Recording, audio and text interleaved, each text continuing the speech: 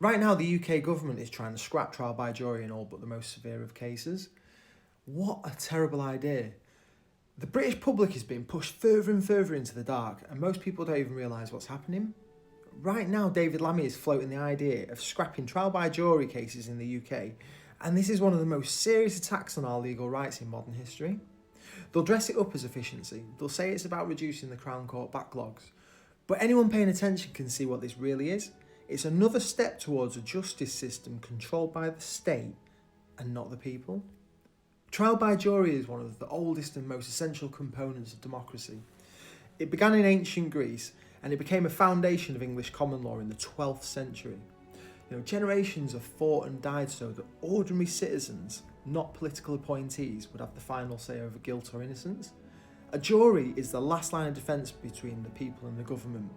It's a safeguard against state overreach, judicial bias and political influence. And look around.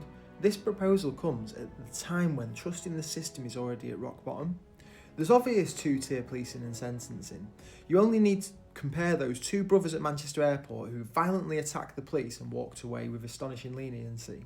And then with Lucy Connolly, where sentencing raises real questions about consistency and motive.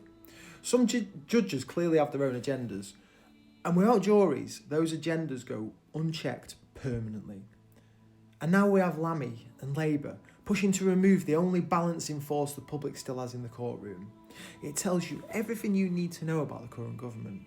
They're veering further and further away from their manifesto promises. They're becoming more reactive, more desperate, more willing to make these sweeping, irreversible changes without truly understanding or caring about the long-term consequences. And worst of all, they're repeatedly showing just how little they think of democracy and us, the British people. Because behind closed doors, if a single judge becomes a sole authority on your fate, who provides the balance? Who keeps them honest? Who stops the influence of politics, ideology, or bias? The answer is no one. This move isn't about justice. It's not about efficiency. It isn't about the victims either. It's about control.